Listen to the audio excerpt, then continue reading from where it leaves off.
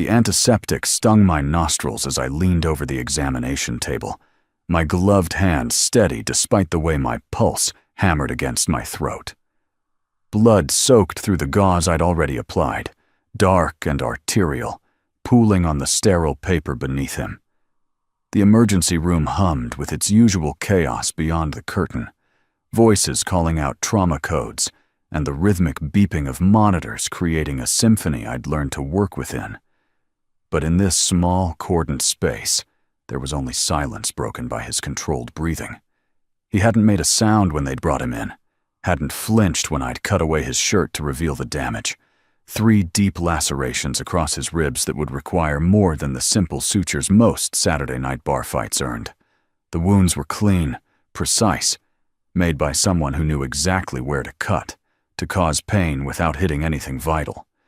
This wasn't random violence. This was a message. I should have been afraid. The 2 men in expensive suits standing just outside the curtain, their eyes never leaving their boss even as nurses and doctors rushed past, should have sent warning signals through every instinct I possessed. The way the attending physician had hesitated before assigning me this patient, the nervous glance the security guard had given when the entourage had walked through our doors, the subtle clearing of the waiting room that had happened without anyone explicitly asking for it. All of it screamed danger, in a language my exhausted brain was too tired to properly translate.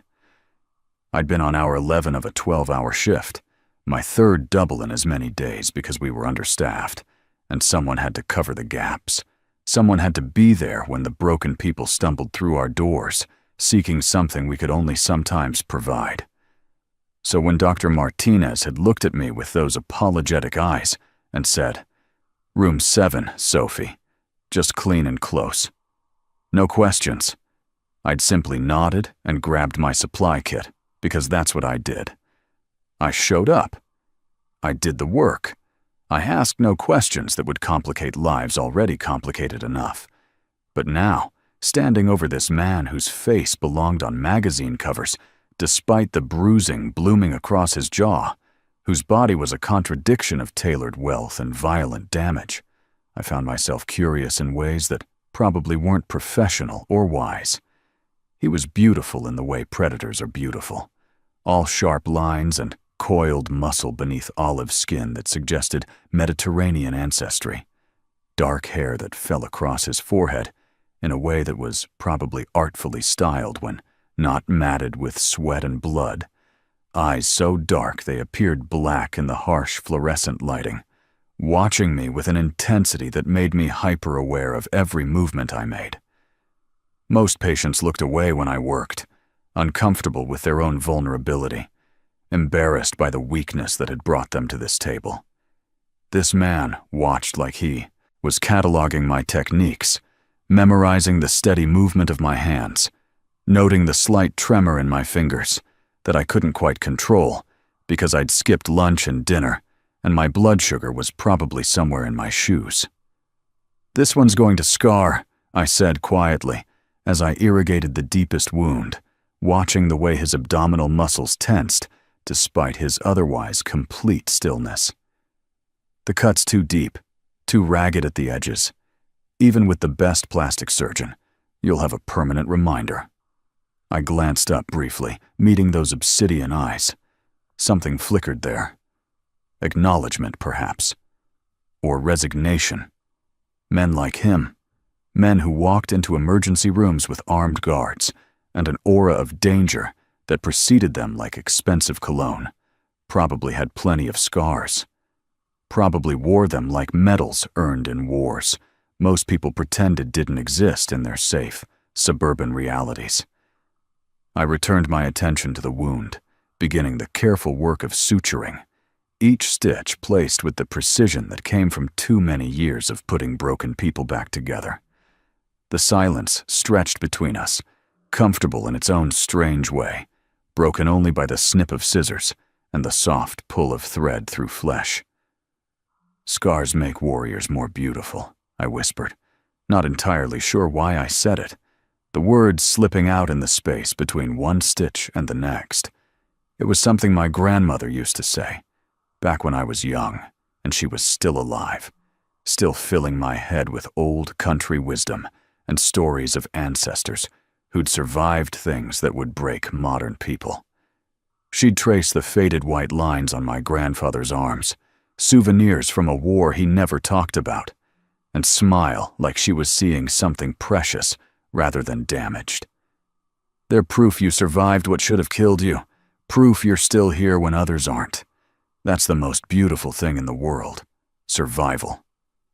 The man beneath my hands went completely still, and for a moment I thought I'd overstepped, said something that would offend or anger him, bring those guards rushing in to make me regret my loose tongue. Instead, his hand, which had been gripping the edge of the examination table hard enough to whiten his knuckles, slowly relaxed. When he spoke, his voice was deeper than I'd expected, rough with something that might have been pain or might have been something else entirely.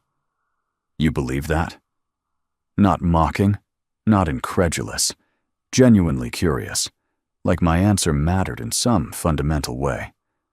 That scars are beautiful?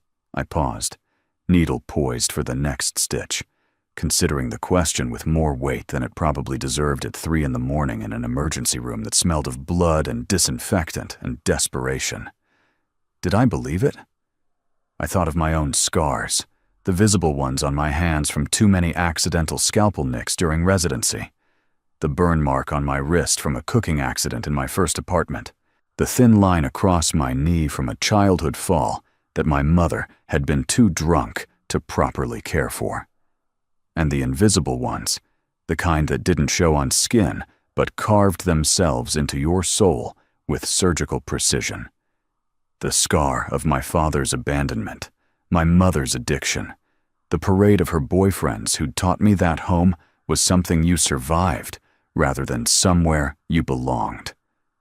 The scar of my ex-fiancé who'd left 2 weeks before our wedding, after deciding that a nurse from the poor side of town wasn't quite the wife his political career needed. Every wound that had shaped me, broken me, forced me to rebuild myself into something stronger than the original design. Yes, I finally answered, returning to my work with renewed focus. I believe scars are proof that the wound didn't win, that you're tougher than whatever tried to break you.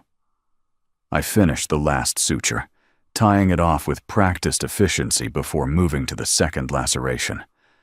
The world will tell you that perfect is beautiful, unblemished, unmarked. But perfect is boring. Perfect is untested. Scars mean you've lived, really lived, not just existed. I could feel him studying me as I worked, his gaze heavy with consideration. Most patients drifted during this part, exhausted by pain and stress, letting themselves zone out while I repaired the damage.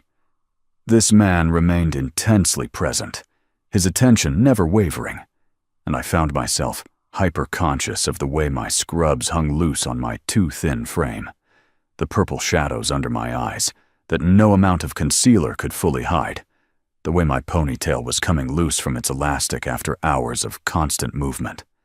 I probably looked like hell, the kind of exhausted that seeped into your bones and made a home there. "What's your name?" he asked as I started on the third wound, his accent becoming more pronounced now, Italian undertones warming his words in a way that shouldn't have been attractive, but somehow was. Most patients asked this within the first 30 seconds. He'd waited, watching, cataloging, deciding whether I was worth knowing. The fact that he was asking now felt significant in a way I couldn't quite articulate.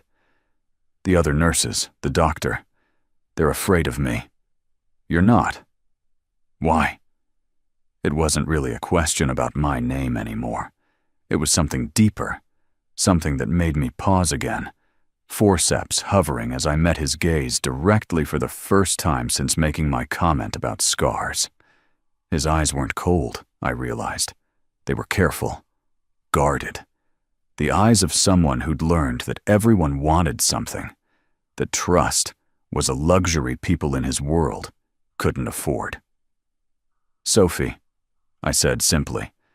"Sophie Moreau."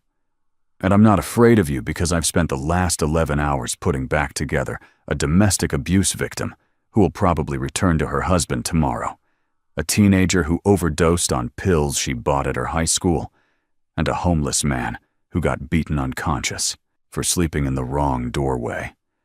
I've held the hand of a mother while she died from a bullet wound meant for someone else, and I've watched a father learn that his son didn't survive the car accident that was caused by a drunk driver who walked away without a scratch. So no, a man with knife wounds and expensive guards doesn't scare me. You're just another person who needs help, and helping people is what I do. That's it. That's the whole story. The words came out more forcefully than I'd intended, exhaustion stripping away the professional filter I usually maintained. But instead of offense, something that looked almost like respect flickered across his features. Just another person, he repeated softly. And there was something in his tone that suggested this was a novel concept, that perhaps people didn't often look at him and see just a person rather than whatever reputation or power preceded him. His hand moved suddenly, catching my wrist with a gentleness that contradicted the violence his body had recently experienced. Not restraining, not threatening, just connecting. His thumb traced over the burned scar on my wrist, the touch feather-light but somehow more intimate than anything I'd experienced in recent memory. You have scars, too. Are you a warrior, Sophie Moreau? The way he said my name, rolling the syllables with that Italian accent, made it sound like something more than the simple French surname my absent father had left me as his only legacy. I'm a survivor, I answered, gently extracting my wrist to return to my work, though I could still feel the ghost of his touch on my skin like a brand. There's a difference. Warriors choose their battles. Survivors just keep getting up after life knocks them down. I finished the last suture, then began the careful process of bandaging, wrapping clean white gauze around his torso in practiced loops. You're going to need to keep these dry for at least 48 hours. Change the dressing twice daily. Watch for signs of infection, redness, increased swelling, fever. You'll need to come back in 10 days to have the sutures removed, though I'm guessing you have a private physician who can handle that. I was rambling now, falling back on the clinical script because the intensity of his attention was doing things to my pulse that were entirely unprofessional and deeply inconvenient. "What if I want you to remove them?" he asked. And there was something in the question that had nothing to do with medical care, and everything to do with the strange connection that had formed in this small, curtained space, built on blood and antiseptic, and words about beauty and damage. What if I want the nurse who thinks scars are beautiful to be the one who sees how they heal? It should have been a line, the kind of thing men said in bars when they wanted to take you home, empty words designed to flatter and manipulate. But the way he said it, with that careful intensity, his dark eyes never leaving mine, made it sound like a genuine request, like maybe he actually wanted to see me again, wanted me specifically, for reasons that had nothing to do with convenience or proximity. "Then you'd need to make an appointment through the clinic," I managed, trying to maintain some semblance of professional distance, even as my heart did complicated things in my chest. "We're open Monday through Friday, 8 to 6. Ask for me specifically, and they'll fit you in." I finished securing the bandage, then stepped back, pulling off my gloves with a snap that sounded too loud in the small space. "You're all set. The nurse will bring your discharge papers and prescriptions. Take the antibiotics, as directed. All of them, even after you start feeling better. Pain medication is needed, but I'm guessing you won't take them." Men like him rarely did. They viewed pain as weakness, something to be endured rather than managed. Try to rest for at least a few days. Let your body heal. He sat up slowly, testing his range of motion, and I caught myself watching the play of muscles beneath bandages and remaining skin with an appreciation that was definitely not clinical. When he reached for his ruined shirt, now little more than blood-soaked strips of expensive fabric, I grabbed a set of scrubs from the supply cabinet, the plain blue cotton, a stark contrast to what he'd been wearing. Here, unless you want to walk out of here shirtless, which might raise questions even you don't want to answer.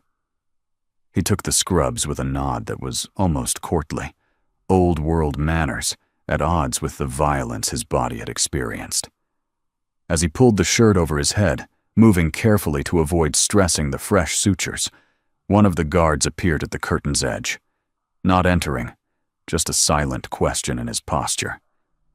The man I'd been treating, whose name I still didn't know, gave a small shake of his head, and the guard disappeared back into the hallway. "You have loyal people," I observed, gathering the bloody gauze and instruments into the biohazard container, already mentally preparing for the next patient that would inevitably arrive as soon as this one left. Saturday nights in emergency rooms were predictable in their chaos. "That's rare," he finished dressing, the cheap scrubs hanging differently on his frame than his tailored clothing had. But somehow he still managed to look like he owned the room, owned the entire building, owned whatever space he occupied with the kind of natural authority that couldn't be bought or learned. Money could give you power, but this was something else, something inherent. "Loyalty is earned," he said, stepping closer to me, close enough that I could smell his cologne beneath the antiseptic, something expensive and earthy that probably cost more than I made in a month. "It's built on trust and proof that you value the people who stand beside you, that you would bleed for them as readily as they bleed for you." He reached into the pocket of his pants, somehow miraculously undamaged, despite whatever altercation had caused his wounds, and pulled out a business card. Plain white, expensive stock, with nothing but a name and phone number in simple black lettering. Dante Caruso. No title, no company, no email address. Just a name that I would later realize carried weight in certain circles, commanded fear and respect in equal measure. "When you're ready to see how a warrior's scars heal, call this number. Day or night. Someone will arrange everything." I took the card, feeling the quality of the paper between my fingers, wondering what kind of man carried business cards with nothing but his name to an emergency room on a Saturday night. "I'm usually the one giving discharge instructions, not receiving mysterious phone numbers," I said, attempting lightness even as something in my chest tightened with an emotion I couldn't quite name. Anticipation, maybe? Or recognition of something dangerous and compelling walking into my carefully controlled life. "Is this your way of asking me out? Because I have to tell you, there are easier methods that don't involve getting stabbed first." The corner of his mouth curved into something that wasn't quite a smile, but held more warmth than I'd seen from him yet. "Consider it a standing invitation. I don't make a habit of meeting women who see beauty in damage, who speak truth without fear of consequence. That's rare, Sophie Moreau. Rarer than you know." He moved toward the curtain, then paused, turning back to face me with that same intense focus. "The person who did this tonight, they wanted to send a message, to make me feel vulnerable, mortal. But instead, they gave me something unexpected. They brought me here, to you, to the woman who reminded me that surviving is its own kind of victory. Maybe scars are beautiful after all." Before I could respond, before I could process the weight of what he'd just said, he was gone, the curtain falling back into place as his guards materialized around him, ushering him through the emergency room with an efficiency that suggested they'd done this before, that their boss requiring medical attention was a familiar routine.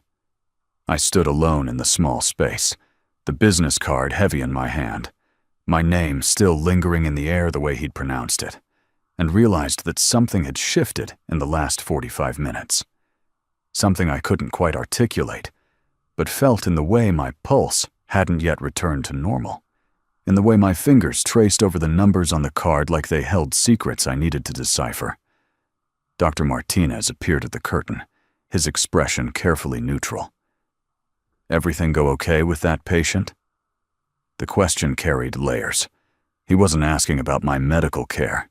He was asking if I'd been threatened, if I'd been scared, if I understood the dangerous territory I'd just wandered into by treating Dante Caruso with the same compassionate efficiency I gave to every patient who crossed my threshold.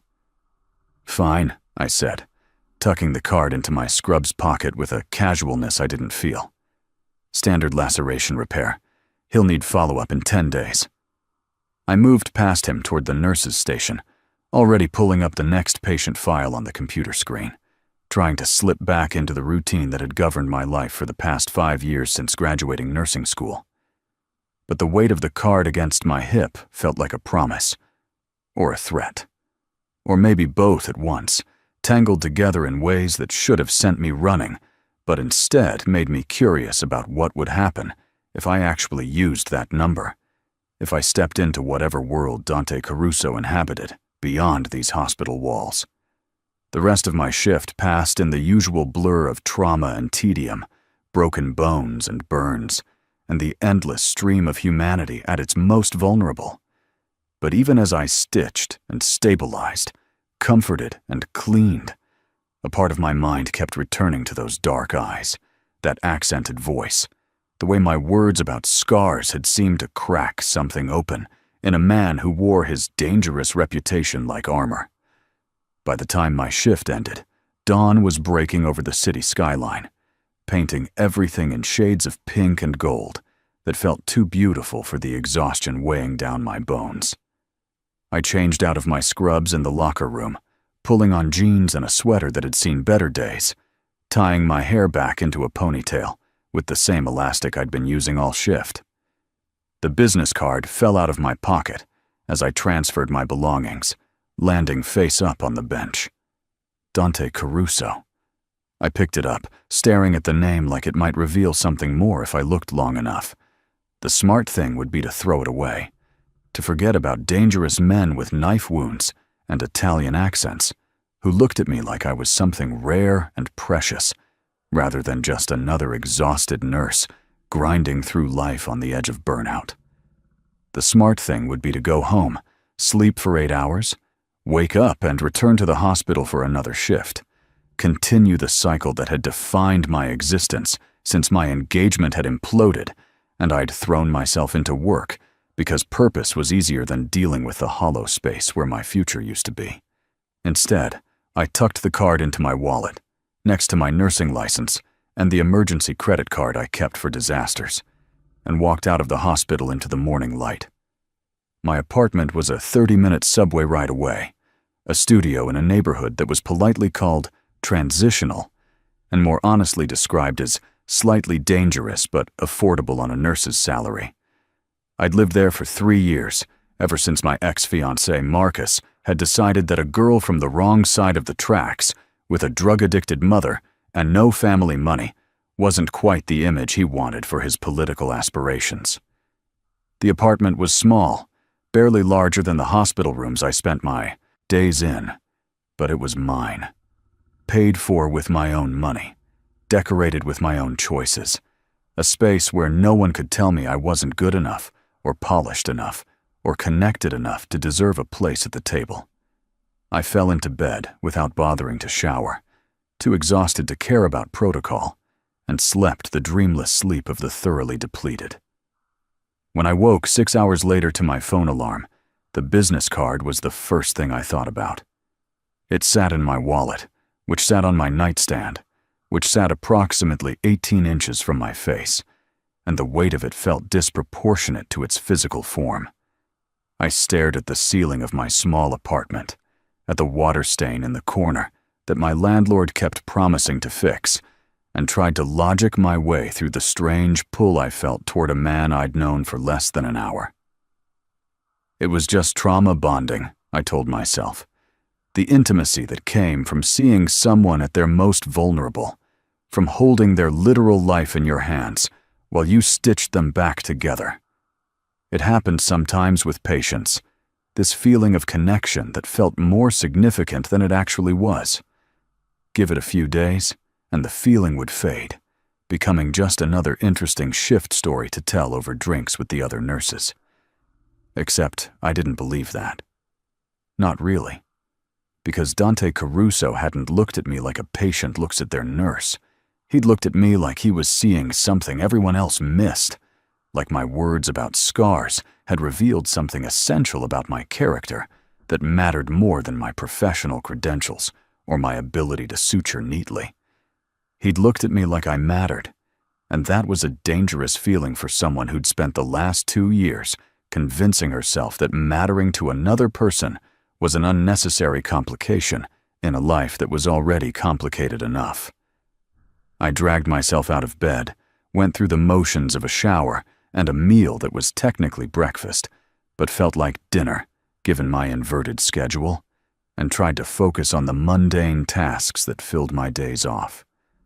Laundry, groceries, paying bills that always seemed to arrive faster than my paycheck, calling my mother, a weekly obligation that usually resulted in her asking for money while pretending she needed it for rent when we both knew it would go toward her next fix. But throughout it all, the card called to me like a siren song. Day or night, he'd said. Someone will arrange everything. What did that mean? Where would we go? What did a man like Dante Caruso consider an appropriate follow-up to meeting in an emergency room while I stitched his knife wounds closed? The questions multiplied like bacteria in a petri dish, growing and spreading until I couldn't focus on anything else. By Tuesday evening, 3 days after our encounter, I'd convinced myself that calling would be a mistake. By Wednesday morning, I'd decided it would be rude not to follow up professionally. By Wednesday night, I'd worked myself into such a state of indecision that I almost deleted his contact information from my phone, where I'd entered it in a moment of weakness just to remove the temptation. But I didn't delete it. Instead, at 11 p.m. on Wednesday night, my rational brain finally overruled by exhaustion and curiosity, and something that felt dangerously like longing, I typed out a message, brief, professional, giving myself plausible deniability if this turned out to be a terrible decision.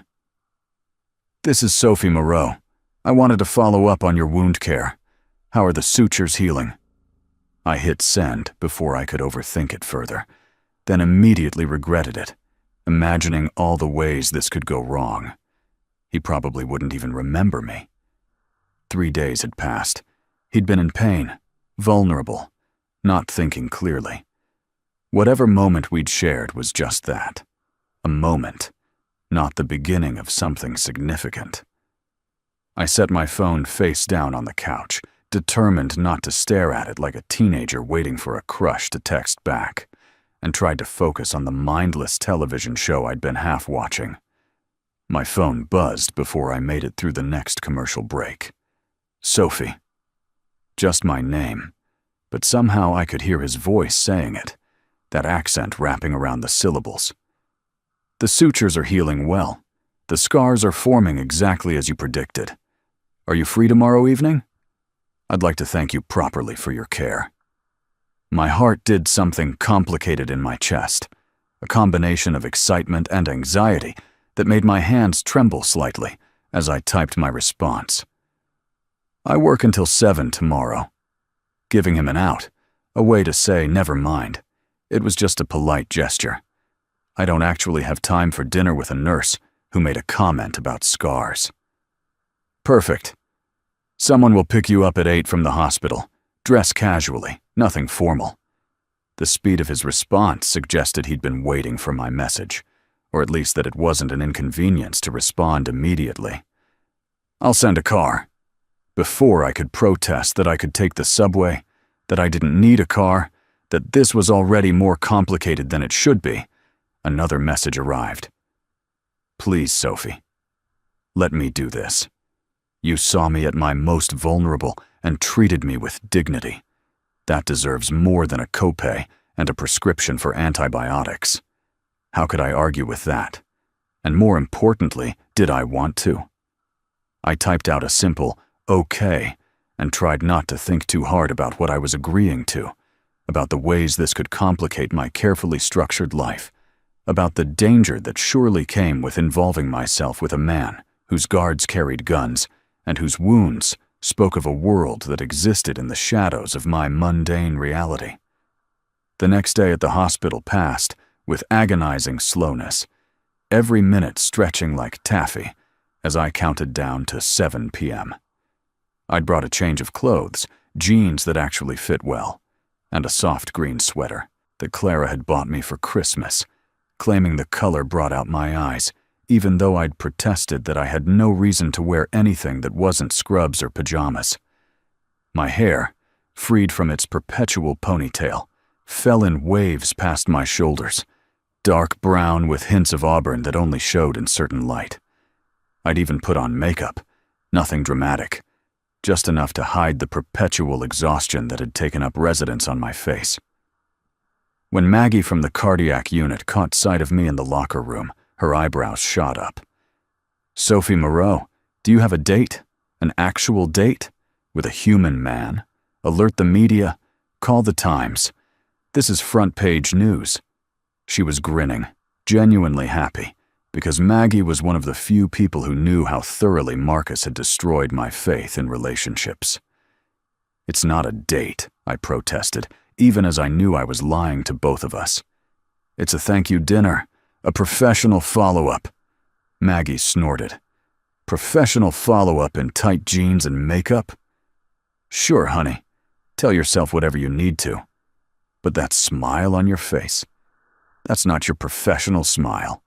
That's your, I'm interested in a man, and trying not to admit a bit smile. I know the difference." She wasn't wrong. I was interested. Terrifyingly, illogically interested in a man I knew almost nothing about beyond his name and his capacity for enduring pain without complaint. But admitting that felt like giving the universe permission to hurt me again, and I'd been hurt enough for one lifetime. At 8 p.m. exactly, my phone buzzed with a message. "The car is outside the main entrance." I took a deep breath, grabbed my bag, and tried to ignore the knowing look Maggie shot me as I headed for the exit. The car wasn't just a car. It was a sleek black Mercedes, with windows tinted so dark I couldn't see inside, idling in the circular drive with the kind of confident illegality that suggested no one would dare ticket it. The driver, a man in his 50s with salt and pepper hair and the bearing of someone who'd seen considerable combat in his life, stepped out as I approached. "Miss Moreau?" At my nod, he opened the back door with a small bow. "My name is Luca. Mr. Caruso has asked me to drive you this evening." The interior of the car was all leather and wood grain, more luxurious than any space I'd occupied in my entire life. I slid across the seat, feeling like an imposter in someone else's life, and tried not to think about how many months of my salary this car probably cost. As Luca pulled away from the hospital, navigating through evening traffic with practiced ease, I stared out the window at the city passing by, wondering what kind of evening awaited me, and whether I was making a terrible mistake by agreeing to this at all. We drove for 20 minutes, leaving the familiar streets near the hospital for neighborhoods that grew progressively more expensive, where brownstones gave way to actual houses with yards and gates. When Luca finally pulled to a stop, it was in front of a restaurant I'd never heard of, the kind of place that probably didn't advertise, because the people who could afford to eat there already knew it existed. The exterior was understated, just a brass plaque beside an unmarked door. But the two men flanking that door, dressed in suits that couldn't quite hide the weapons they carried, suggested this was no ordinary dinner spot. Luca opened my door, offering his hand to help me out with old-fashioned courtesy. "Mr. Caruso is waiting for you inside, straight through to the private room in the back." My legs felt uncertain as I walked toward the entrance, and I had approximately 30 seconds to decide whether to turn around and run or commit to whatever this evening held. The men at the door nodded as I approached, one of them opening it without requiring me to knock or identify myself. They knew who I was. They'd been told to expect me. That level of coordination should have been comforting. Instead, it emphasized just how far outside my normal world I'd ventured. The restaurant's interior was quiet, elegant, with dim lighting and dark wood panels that absorbed sound and created intimate pockets of privacy. A hostess materialized, smiling, and led me through the main dining room, where I caught glimpses of other patrons, all dressed in the kind of effortless wealth that I'd only seen in magazines. We moved past them, through a hallway lined with what looked like original artwork, to a door at the very back. The hostess knocked once, then opened it, gesturing for me to enter. Dante Caruso stood as I walked in, and I was struck again by how physically present he was, how he seemed to command space without effort. He dressed casually as promised, dark jeans and a black button-down with the sleeves rolled to his elbows, revealing forearms marked with more scars than I'd seen when he was on my examination table. Some old and faded, some relatively recent. A map of violence survived written on his skin in white and pink lines. Sophie. My name again. Said like it was important, like it mattered that I'd come. Thank you for agreeing to dinner.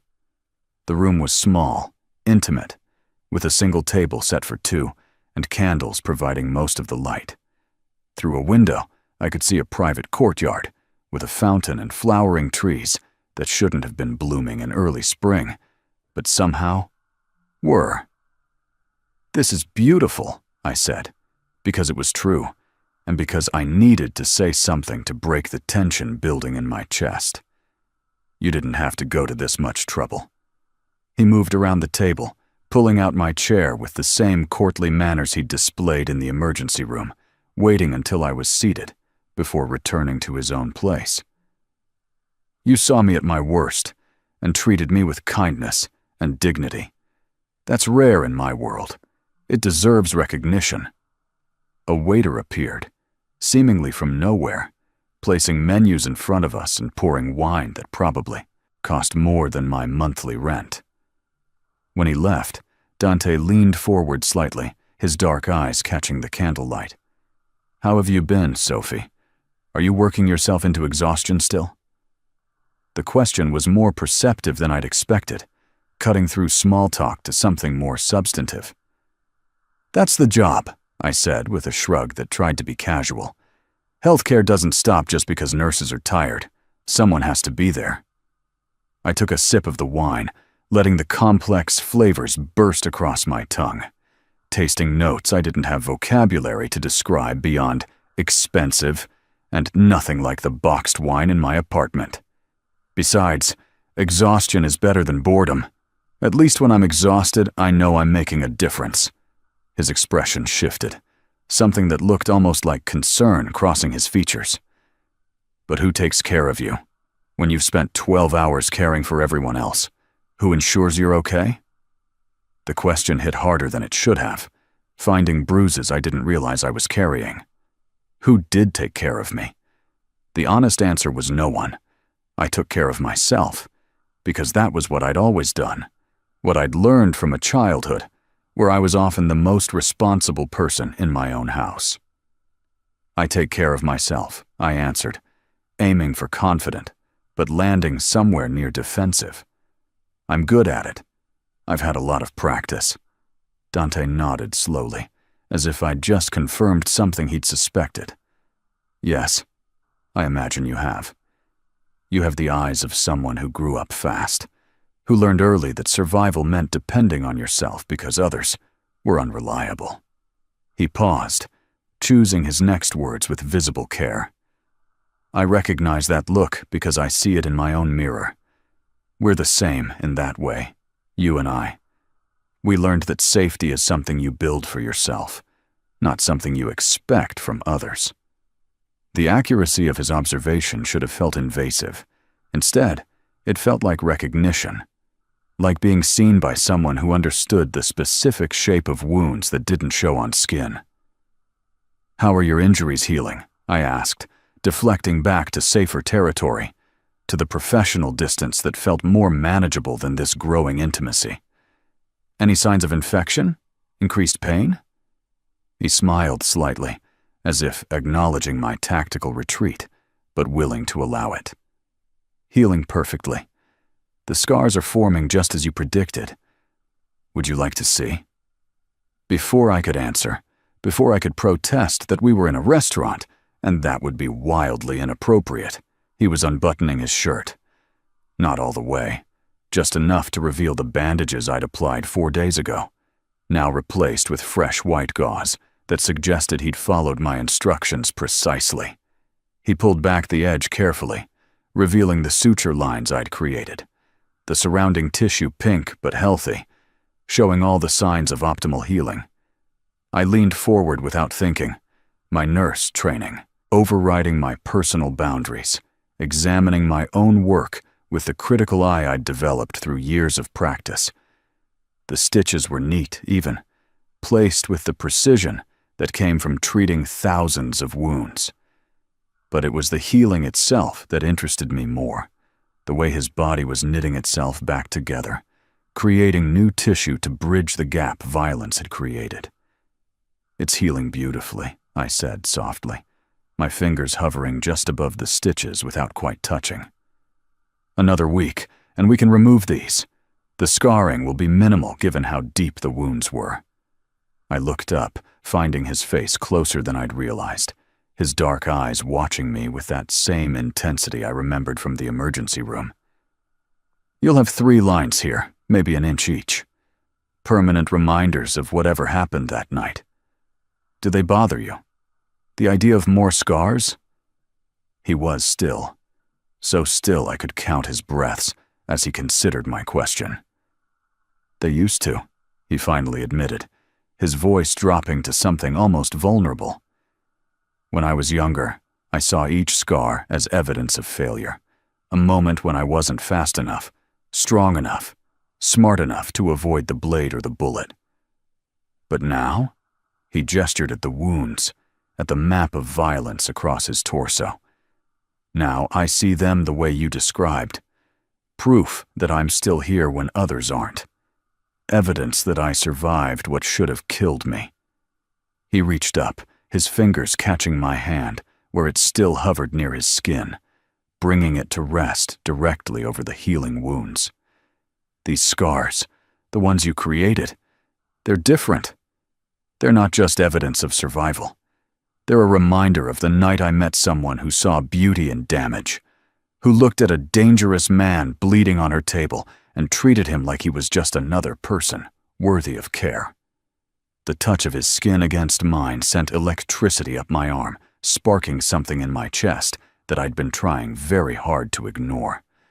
This was dangerous, not just because of who he was, what he clearly did for a living based on the guards and the guns and the wounds that spoke of organized violence, but because of how he made me feel, like maybe I wasn't just a nurse grinding through life on autopilot.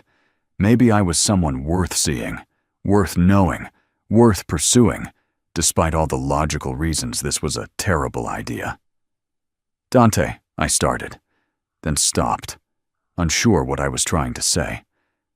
That this was moving too fast, that I was scared of what I was feeling, that despite every rational thought in my head screaming warnings, I wanted to lean into this connection, to see where it might lead, even knowing it would probably end in heartbreak.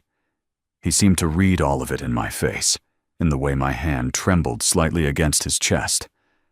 "I'm not asking you for anything you're not ready to give," he said quietly, releasing my hand, but maintaining eye contact. "I just want time with you, to talk, to learn who you are beyond the capable nurse who stitches wounds without flinching. Is that acceptable?" I nodded, not trusting my voice, and pulled back to my side of the table as he rebuttoned his shirt. The waiter reappeared, and we ordered food I barely tasted when it arrived, too focused on the conversation that flowed between us like water finding its course. He asked about my work, and I found myself telling him things I rarely shared, about the impossible choices healthcare workers face daily, about the patients who stayed with you long after their discharge, about the peculiar intimacy of caring for people at their most vulnerable. He listened with complete attention, asking questions that revealed genuine interest rather than polite small talk. When I turned the questions back to him, he was more circumspect, talking around the specifics of his business, but painting a picture of a world I'd only glimpsed in movies. A world of loyalty and territory, of old codes and new threats, of men who chose violence as a profession, but followed strict rules about its application. "You're in the Mafia," I said at one point. Not quite a question, just an acknowledgement of what we both knew, but hadn't explicitly stated. "That's why you had guards, why people were afraid when you came into the ER, why you carry cash in amounts that suggest you don't use banks like normal people." I expected him to deflect or deny. Instead, he nodded once, acknowledging the truth of it. "My family has been involved in certain activities for generations. I was born into this life, trained for it, shaped by it in ways that became permanent long before I was old enough to choose differently." He paused, seeming to weigh how much to reveal. "I won't lie to you, Sophie. My business involves things that exist in gray areas of the law. I broker agreements between parties who can't use traditional legal systems. I provide protection for people who need it. I enforce consequences when agreements are broken. Is it dangerous? Yes. Is it illegal? Often. But it's also bound by rules older than the laws that claim to govern us, and those rules matter more to the people I serve than anything written in a courthouse." "You could have just said yes," I pointed out, and he smiled, a real smile this time, that transformed his face from dangerous to devastating. "I could have. But I wanted you to understand that it's not random violence. It's a system, a structure. When someone cut me in that alley, it wasn't because they were robbing me. It was because I made a decision that affected their territory, and they were sending a message about consequences. In my world, that's expected. That's how disputes get handled when you can't exactly sue someone in court." He leaned back in his chair, watching my reaction carefully. "Does that frighten you? Knowing what I am?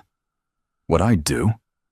I considered the question seriously, examining my own reactions with the same clinical detachment I brought to medical assessments. Was I frightened? Not in the way I probably should be.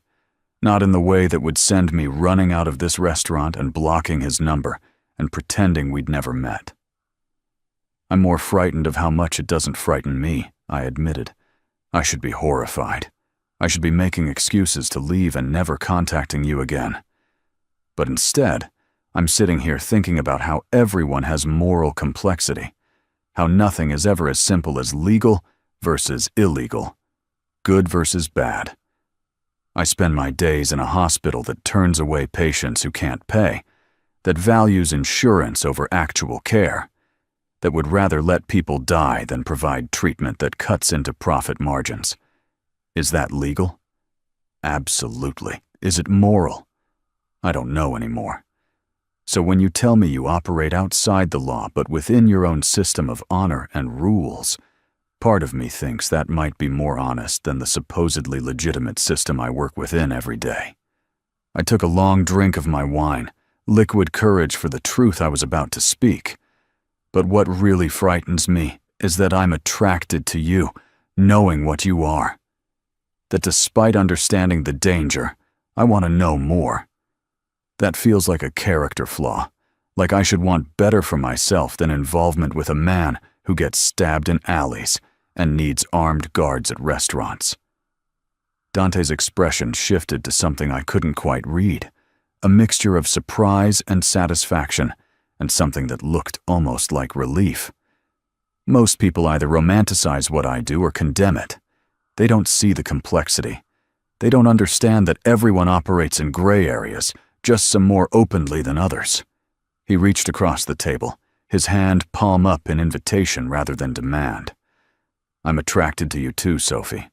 To your honesty, your strength, the way you see people as they actually are rather than what they present. I know this is complicated. I know I'm asking you to enter a world that's dangerous and difficult. But I also know that what I felt in that emergency room, when you touched my skin and told me scars were beautiful, that was real. That mattered. And I'd like the chance to explore where that might lead, if you're willing. I looked at his outstretched hand, at the calluses and scars that marked it, at the implicit promise and threat it represented. This was the moment of choice. I could play it safe, walk away from this man and this dangerous attraction, return to my carefully controlled life of work and exhaustion and emotional detachment. Or I could take his hand, literally and metaphorically, and step into unknown territory that promised both danger and possibly something I'd stopped believing I deserved. I placed my hand in his, feeling his fingers close around mine with a certainty that felt like a claim. I want to know you, I said quietly. The real you, not the reputation or the image. I want to understand your world, even though it scares me. But I also need you to understand that I can't lose myself in this. I have my own life, my own career, my own identity that exists independent of whatever this is between us. Can you accept that? His grip tightened slightly, not painful, but emphatic. I would never ask you to be anything other than who you are. That's the woman I'm interested in, Sophie. The nurse who works herself into exhaustion because she cares about people. The woman who sees beauty in scars and strength in survival. If you tried to become something else to fit into my world, I'd lose the thing I find most compelling about you. He brought my hand to his lips, pressing a kiss against my knuckles that sent heat spiraling through me. We'll figure it out together. Your boundaries, your needs, your life. All of it gets respected, or this doesn't work. Agreed? Agreed, I whispered, and felt something shift irrevocably in my chest, like a door opening onto a landscape I'd never imagined walking through. The rest of dinner passed in a blur of conversation and connection, the kind of easy exchange that usually took months to develop, compressing into hours, because somehow we'd started from a place of truth rather than the usual dance of presentation and careful revelation that characterized most early relationships. He told me about his sister, the only family member he still spoke to regularly, who'd managed to build a life outside the family business and now ran a legitimate art gallery in Boston. I told him about my mother, about the complicated love-resentment relationship I maintained with a woman who'd chosen addiction over parenthood, but was still the only parent I had. We talked about books and music, about the strange things that brought joy in lives marked by violence and exhaustion, about dreams that seemed impossible from where we currently stood, but maybe weren't as out of reach as we'd convinced ourselves. When Luca eventually appeared to drive me home, I felt like hours had passed, but somehow also like we'd barely started. Dante walked me to the car, his hand resting at the small of my back with a possessiveness that should have bothered me, but instead felt like safety. "Can I see you again?" he asked, as Luca opened the door. Not for wound care, just for this. For time together. I nodded, unable to contain the smile that spread across my face. Yes. But I have a crazy schedule at the hospital, so it might need to be late dinners, or random lunches, or whatever fits between shifts. He smiled back, that devastating expression that made him look younger, less dangerous, more like a man who'd found something unexpected and precious. "I'll make it work. Whatever your schedule demands, we'll find the time." He leaned down, and for a moment I thought he might kiss me, but instead he pressed his lips to my forehead, a gesture more intimate than anything else we'd shared. "Drive safely, Sophie. Text me when you get home so I know you're safe." The drive back to my apartment felt surreal, like I was watching someone else's life unfold rather than living my own. When I finally collapsed into bed near midnight, my phone already showed a message from him.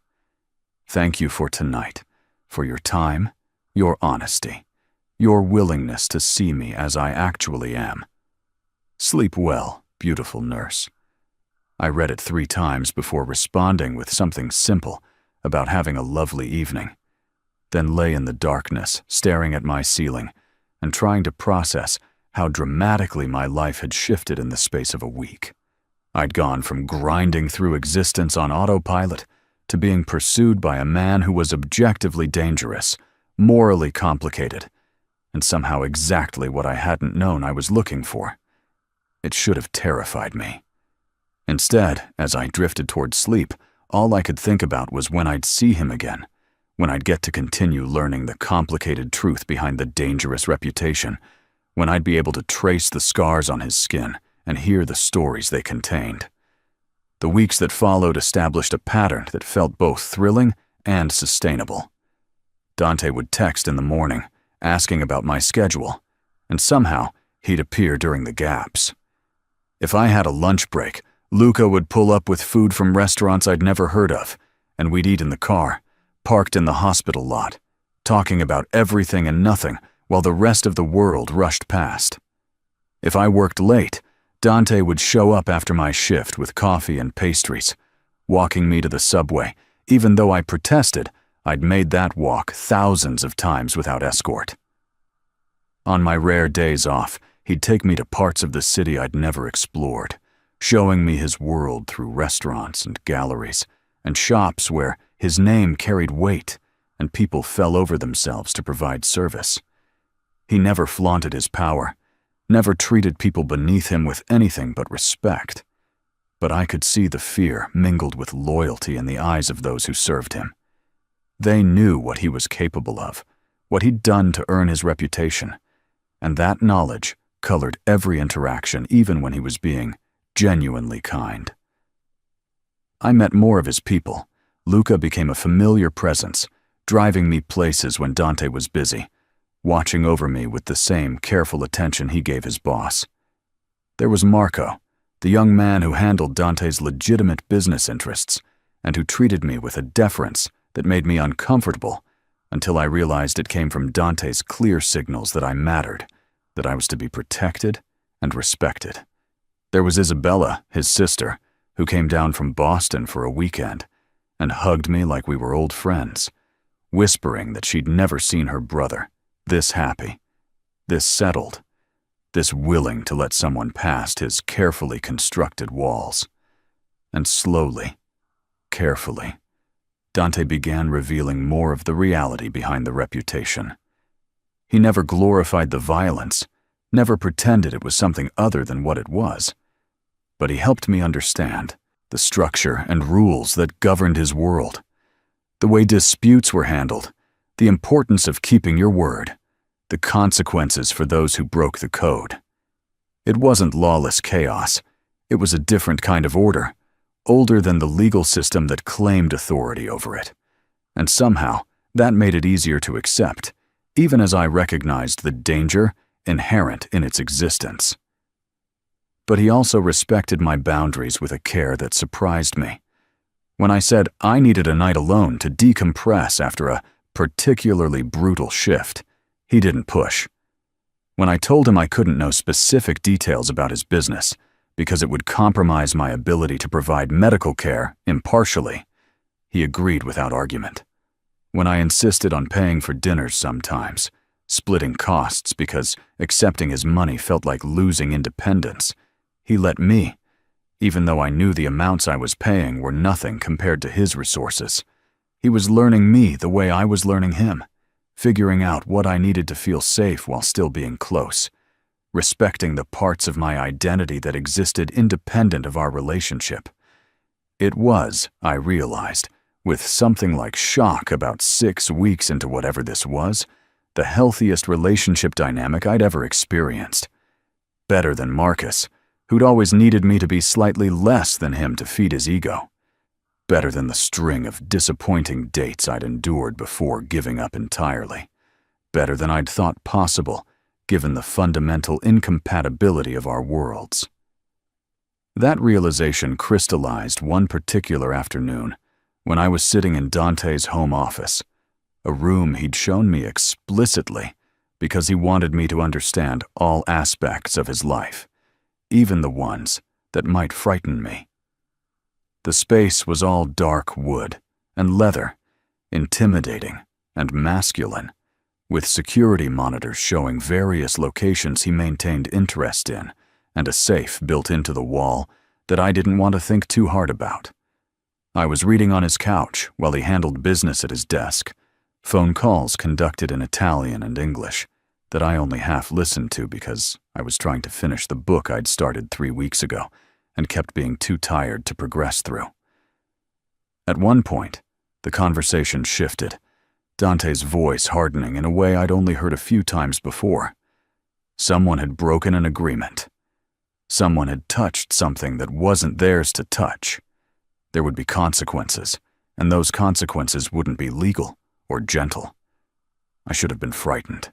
I should have grabbed my things and run out of that house and never looked back. Instead, I found myself thinking about the domestic abuse victim I'd treated last week, the one whose husband had put her in the hospital for the 3rd time this year, who the legal system kept releasing back to her abuser because they couldn't make charges stick. I thought about the teenager selling her body on street corners because the foster system had failed her, and she had no other way to survive. I thought about all the ways the legal system failed people, all the violence it permitted or actively perpetuated through its structures. And I realized that Dante's violence, while illegal, was at least honest. It had rules. It had consequences. It protected those who deserved protecting and punished those who'd earned punishment, through actions rather than accidents of birth or circumstance. Was it right? I didn't know. But was it worse than the supposedly legitimate violence I witnessed daily? I couldn't honestly say yes anymore. When Dante finished his call and looked over at me, probably expecting judgment or fear, I just asked, "Are you doing what's necessary?" He nodded slowly, understanding the weight of what I was really asking. "Yes. Someone hurt one of ours. Someone violated an explicit agreement. If I let it pass without response, it signals weakness. It invites more violation. The response has to be proportional and public enough to remind people that actions have consequences." I held his gaze, seeing the man behind the reputation, the person who'd shown me nothing but care and respect, who treated his people with loyalty and protected those under his authority with a fierceness that was its own kind of love. "Then do what you need to do," I said quietly. "Just come home safe." Something in his expression cracked, a vulnerability breaking through the careful control. He crossed the room, kneeling beside the couch so we were eye level, his hands framing my face with a gentleness that contradicted every violent thing he was capable of. "Sophie," he breathed, my name like a prayer. "Do you understand what you just said? What it means that you're not asking me to be something different, not demanding I choose between you and my responsibilities?" I did understand. I was accepting him, fully, including the parts that lived in shadows and dealt in violence. I was saying that the complexity didn't disqualify him from being worthy of love, from being someone I wanted in my life, despite the danger and the moral ambiguity. "I understand," I confirmed. "I see you, Dante. All of you. The man who treats me like I'm precious, who respects my boundaries, who listens when I talk about my day, and the man who runs a criminal organization, who makes hard choices about violence, who lives in a world I'll never fully understand. Both of those men are you. I'm not going to love half a person and pretend the other half doesn't exist. He kissed me then, finally, after weeks of building tension and careful distance. His mouth captured mine with a desperation that suggested he'd been holding back more than I realized, that he'd been waiting for this exact moment of acceptance before allowing himself to fully want me. I kissed him back with equal hunger, my fingers tangling in his hair, pulling him closer as weeks of want compressed into this single point of connection. When we finally broke apart, both, breathing hard, he rested his forehead against mine. "I love you," he said simply. No artful presentation or careful timing, just truth offered raw and honest. "I know it's fast, I know it's complicated, but I love you, Sophie Moreau, and I need you to know that before I walk out this door to handle business that might turn dangerous, I need you to know what you mean to me." Tears pricked at my eyes, unexpected and overwhelming, because no one had ever said those words to me, and meant them the way Dante clearly did. Not as ownership or possession, but as recognition, as seeing me completely and choosing me anyway.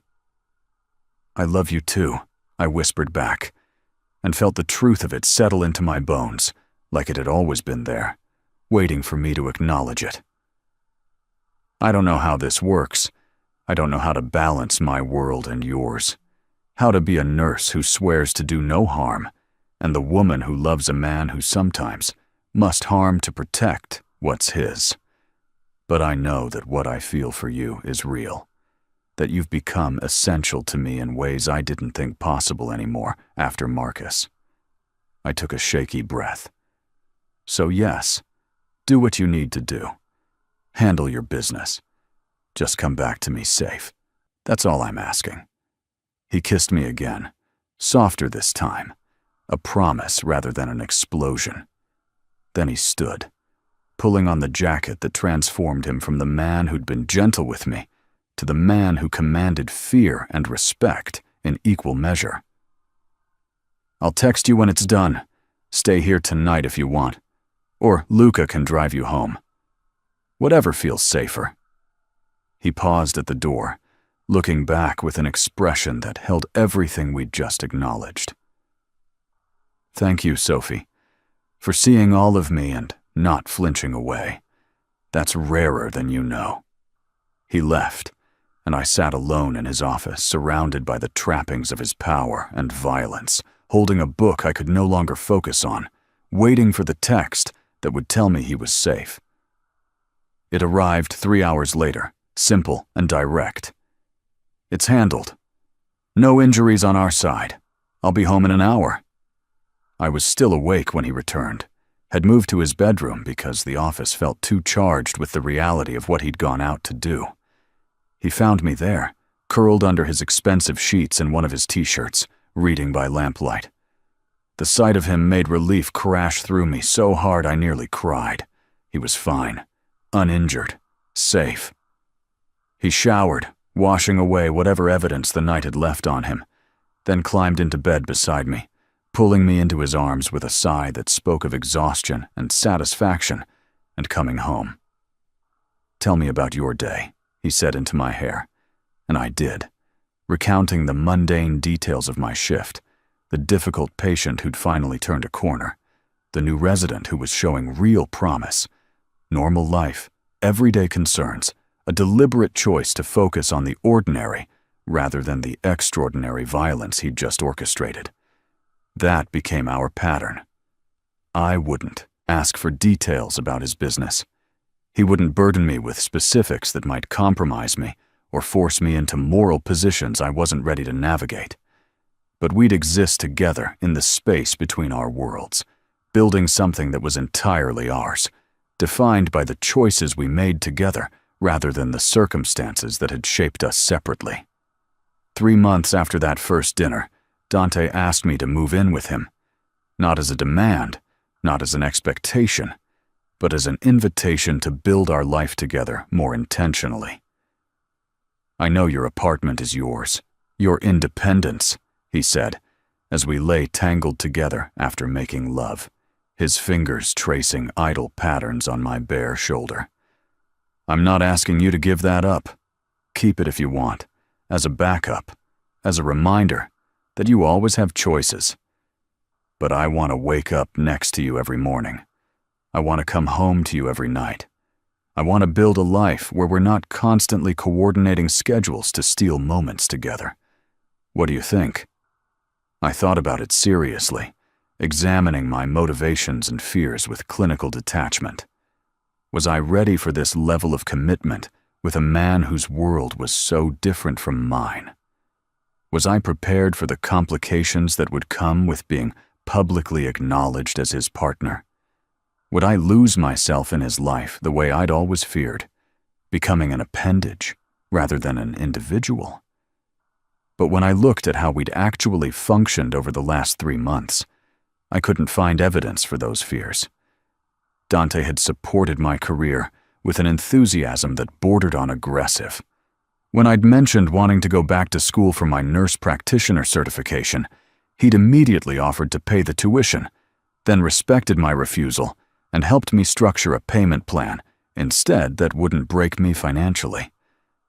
When I'd worked 90 hours in 2 weeks covering for sick colleagues, he'd shown up at the hospital with food and encouragement rather than complaints about neglect.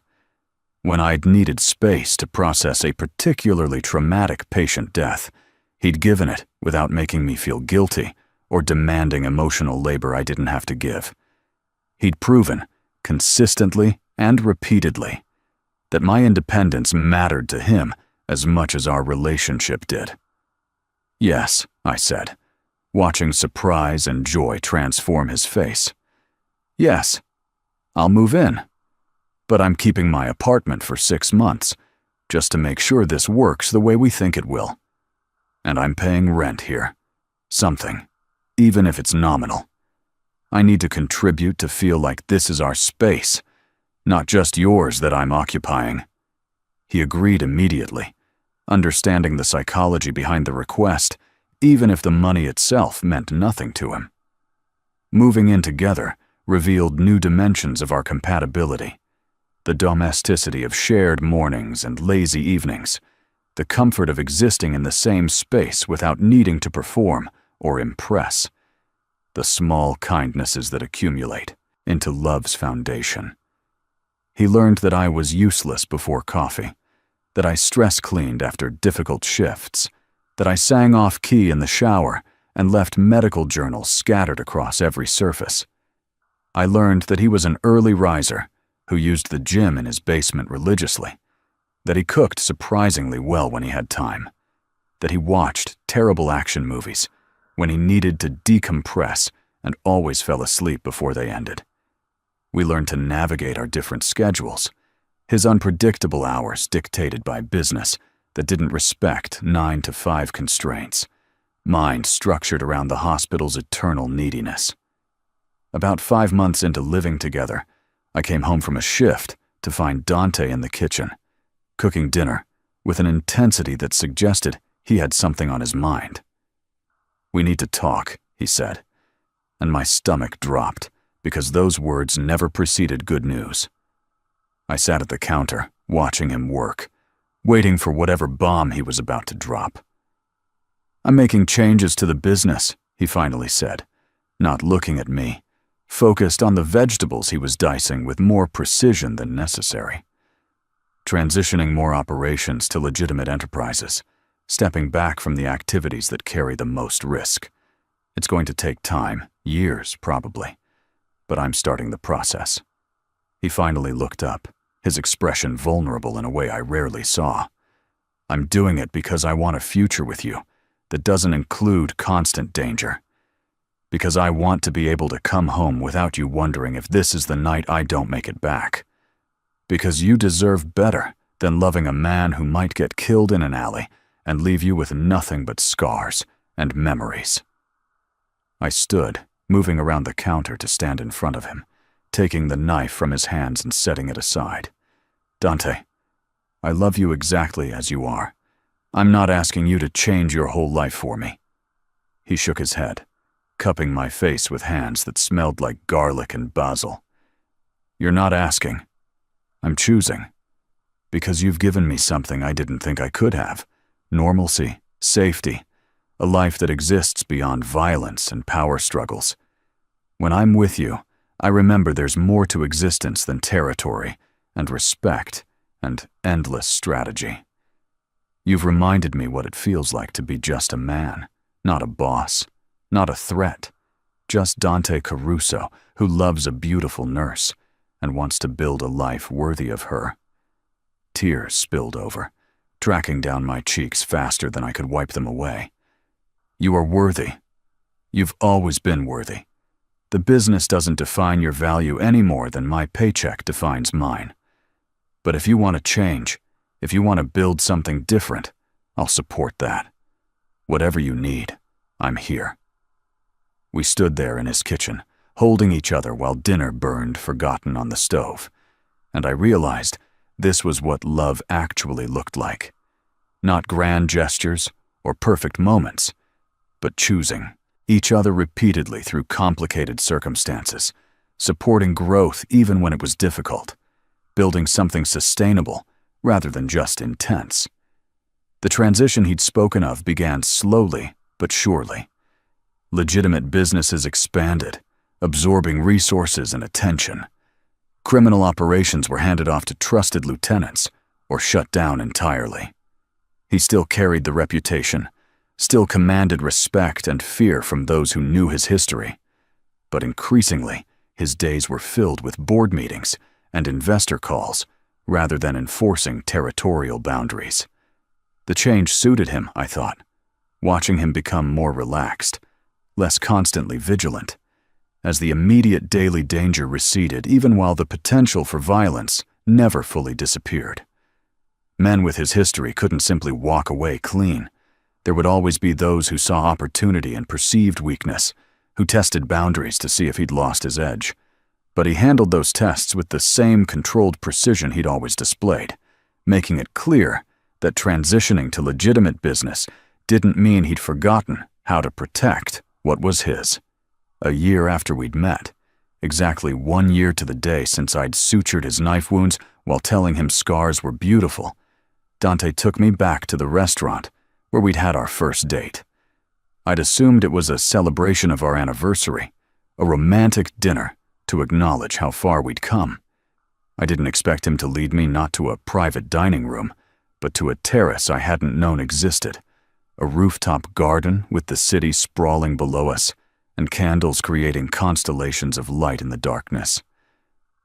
"You told me that scars make warriors beautiful," he said, taking both my hands in his as we stood surrounded by flowers and candlelight and the ambient hum of the city. "You looked at a broken, bleeding man and saw something worth saving. You've spent this year showing me that redemption isn't about erasing the past. It's about building a future that honors what you've survived. You've given me hope, Sophie. You've given me a reason to want more than just survival. You've reminded me that I'm not just the sum of my scars and my violence. I'm also the man who loves you, who wants to spend every remaining day earning the gift of your presence." He released one of my hands to reach into his pocket, pulling out a small box that made my heart stutter in my chest. "I know we come from different worlds. I know this won't be easy, combining your life and mine, navigating the complications that will always exist because of my history. But I also know that what we've built this year is real and strong and worth protecting. So I'm asking, will you marry me? Will you be my wife, my partner, the person I come home to for the rest of my life?" He opened the box, revealing a ring that took my breath away. Not ostentatious, not designed to display wealth, but perfect in its simplicity. A single diamond, ethically sourced, he'd later tell me because he knew it mattered, set in platinum with small emeralds along the band that caught the candlelight like promises. The ring represented everything he understood about me, that I valued substance over flash, meaning over display, that I needed my jewelry to reflect who I actually was, rather than who someone thought I should be. Yes, I breathed, the word catching in my throat around tears and laughter and overwhelming joy. Yes, I'll marry you. Yes to all of it. The complications and the combining worlds and the building a life together. Yes to you, Dante Caruso, exactly as you are. He slid the ring onto my finger with hands that trembled slightly, the only sign of how much my answer had mattered, how much he'd feared I might hesitate or refuse. Then he kissed me, deep and claiming, a kiss that tasted like promise and passion and coming home. When we finally broke apart, both grinning like idiots, he pressed his forehead to mine. You've made me happier than I knew was possible. I spent so many years thinking joy was for other people, that men like me got power and respect, but not actual happiness. Then you walked into my life, or I walked into your emergency room, and everything changed. You changed everything. You changed everything for me too, I replied, my fingers tracing the scars on his face, the visible evidence of his violent history that I'd learned to read like a map of his past. You taught me that it's okay to want more than just survival, that I deserve love and partnership, and someone who sees my value even when I forget it myself. You showed me what it looks like when someone chooses me consistently, not despite my complications, but including them. That's a gift I'll spend the rest of my life being grateful for.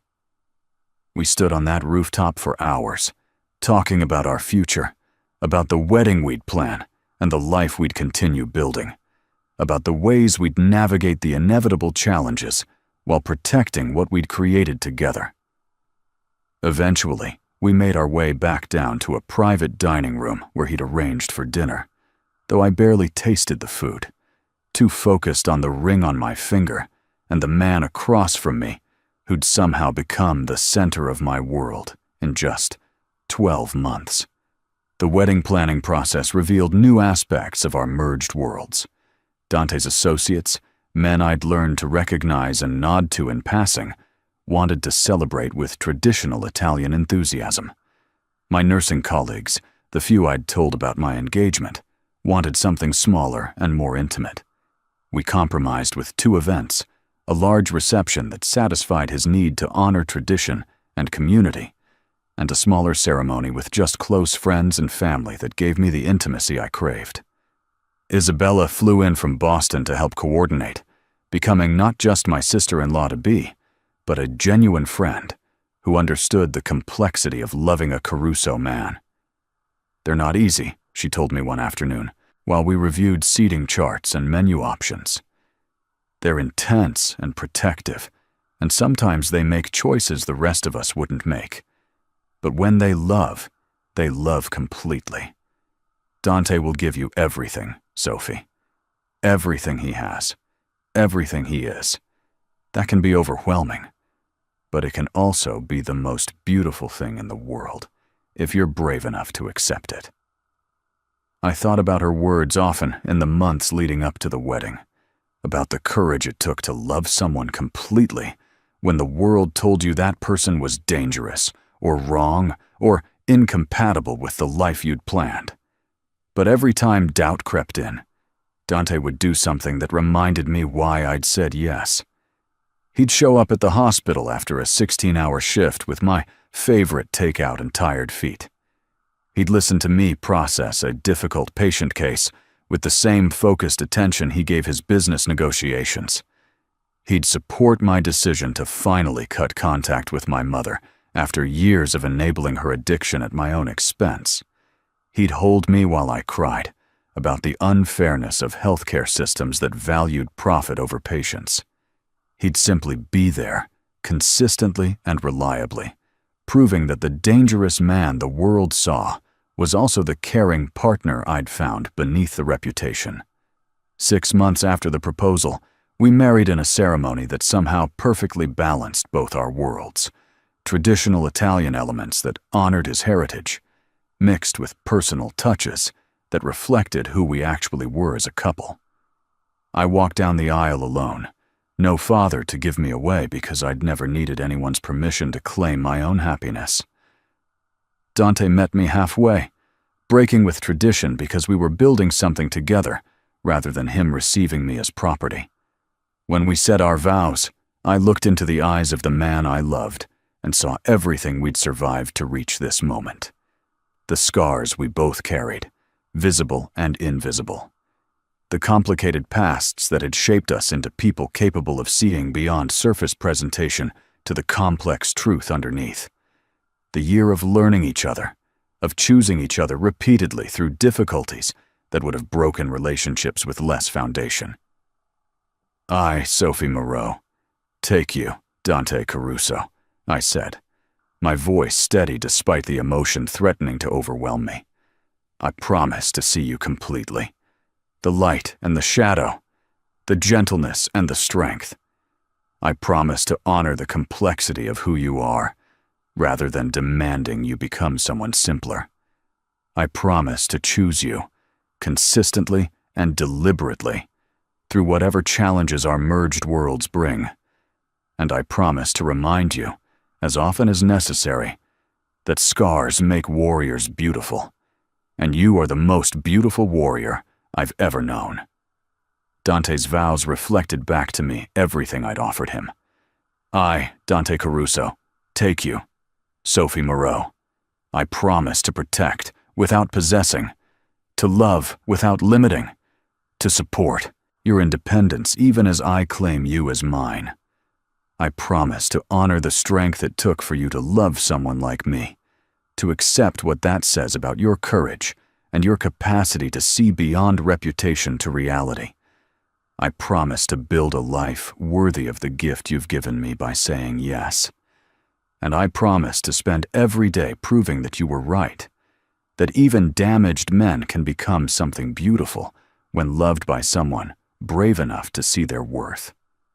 The kiss that sealed our marriage was witnessed by guards and nurses, criminals and healthcare workers, legitimate businessmen and his sister, who'd fled that world entirely. It was witnessed by my chosen family, the people I'd collected over years of surviving, and his blood family, the organization he'd been born into and was gradually transforming. It was a kiss that bridged worlds, that said love could exist even in complicated circumstances, that sometimes the most dangerous choice was also the rightest one. The reception that followed was a blur of food and music and dancing, of toasts that ranged from heartfelt to hilarious, of moments stolen away together in quiet corners to just breathe and marvel at what we'd built. Late in the evening, as I stood on the edge of the dance floor watching Dante laugh with Marco about something I couldn't hear, Isabella appeared beside me. "You're good for him," she said quietly. "I haven't seen my brother this happy, this settled, since before our father died and he inherited all this responsibility. You've given him something I didn't think was possible. You've given him permission to be just a man, not always the boss, not always the one who has to be strong for everyone else. That's a gift beyond measure." I looked at her, this woman who'd chosen a different path, but still loved her brother fiercely. He's good for me, too. He's taught me that it's okay to let someone care for me, to accept help without seeing it as weakness. We're good for each other, I think. Different enough to stay interesting, similar enough in the ways that matter to build something lasting. That's what love should be, Isabella agreed, squeezing my hand. Welcome to the family, Sophie. The legitimate and the less than legitimate sides. All of it. And wasn't that the perfect summary of my new life? A family that existed in shades of gray, bound by loyalty and love, and rules that didn't necessarily align with legal statutes, but held their own kind of honor. A husband who'd never be simple or easy, but would be consistently, thoroughly mine. A future that would never be boring because it required constant navigation between worlds, But that promised the kind of depth and meaning I'd stopped believing was possible. Later that night, alone in the honeymoon suite Dante had booked in the same building where we'd married, I stood in front of the mirror in my wedding dress, looking at the ring that now had a matching band beside it. Dante appeared behind me, still in his suit, though he'd removed the jacket and tie, looking rumpled and happy, and more relaxed than I'd ever seen him. His arms came around my waist, pulling me back against his chest as we both looked at our reflection. "Mrs. Caruso," he murmured against my ear, and I could hear the satisfaction in his voice. "My wife, my partner, mine." "Yours," I agreed, turning in his arms to face him directly. "And you're mine. My husband. My complicated, dangerous, surprisingly gentle warrior. Mine." His kiss tasted like promise and passion, like everything we'd built and everything we'd continue building together. As he carried me to bed, both of us laughing like teenagers, I thought about that night a year ago when I'd told him scars made warriors beautiful. I'd meant it then as a general truth, but now I understood it personally, intimately. We were both scarred, both marked by difficult pasts and complicated presents. But those scars had brought us together, had taught us to see value in damage, strength in survival. Our scars had made us capable of loving each other completely, of accepting complexity rather than demanding perfection. And that, I thought, as Dante's hands found the zipper of my dress, and we began the delicious process of undressing each other. That acceptance and recognition and chosen love. That was the most beautiful thing in the world. More beautiful than perfection could ever be, because perfection was untested, unmarked, unknowing of what it meant to survive and rebuild and choose joy, despite everything that tried to break you. We were warriors, both of us, scarred and strong, and choosing each other with full knowledge of what that choice entailed.